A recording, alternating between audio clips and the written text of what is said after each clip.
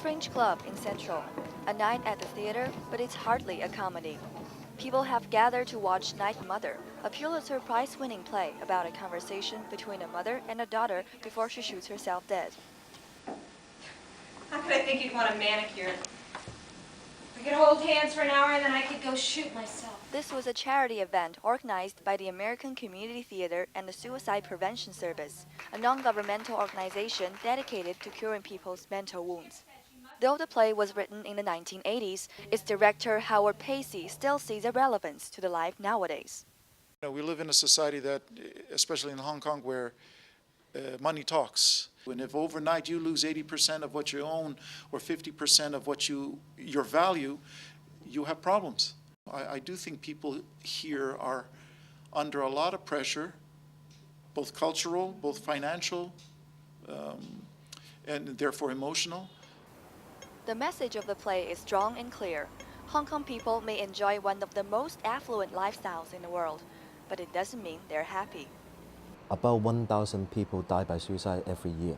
About 10% of Hong Kong people have very severe depressive symptoms within the past year. Dr. Paul Wong from the Hong Kong Jockey Club Center for Suicide Research and Prevention points out the reason. People in Hong Kong work very, very hard, and they spend a lot of hours at work, which is quite exhausting for a lot of people. People work for like at least 12 hours per day. In other words, they would have less time for their families. They would have less time to rest, to sleep, or to eat. That creates a lot of stress for very busy Hong Kong people. But oftentimes, Hong Kong people keep the stress to themselves until it's too late. Lau Yingping had a promising career as an insurance manager 7 years ago. She was smart, ambitious, and had a loving family. But everything changed after she found nude pictures of herself circulated within her company. Nightmares and paranoia overwhelmed her. Eventually, she attempted suicide. My colleagues spread the rumor that I was a lunatic. They wanted me to disappear. I feel so insecure at that time. I was feeling that they were gonna kill me. Lau can never return to work, citing permanent brain damage suffered during her treatment. With the help of social workers, she gradually pulled herself together. I was too self-conscious to share my feelings, but the social workers encouraged me to join in group activities with other patients. We had dinners together, traveled together, and cared about each other. Then we got much better. Unlike Lau Yingping, Yu Yaohang found a cure for his problem. I had my bad days. I was cheated by someone and got several friends of mine involved too.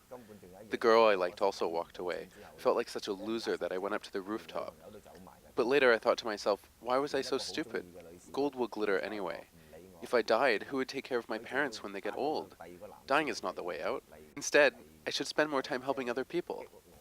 That is when he started working as a volunteer.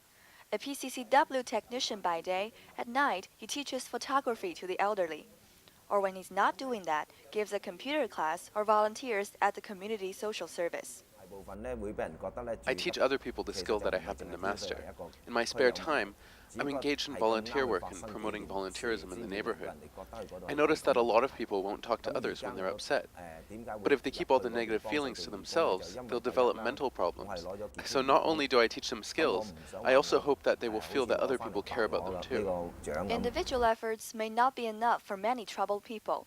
They also need professional assistance from organizations like the Suicide Prevention Service. Service we are providing that kind of service like a hotline service, 24-hour hotline, and outing service for the elderly, as well as we have the support service for the survivors. We are a kind of befriending service. Befriending, that means we focus on listening, showing our concern and support. More than 500 volunteers are involved in various prevention schemes the service organizes, all of whom have received 3 months training. We are not doing some counseling, just listen their needs and then give some reflection, emotional reflection, and that's our main duty. Besides general prevention, the Suicide Prevention Service pays extra attention to the family members of people who committed suicide. So family members are facing a lot of stress emotional burden, and they are also potentially high-risk people who will commit suicide in the future. To mark the International Suicide Survivor Day earlier this month, the service held a special ceremony for people who suffer from the death of their family members.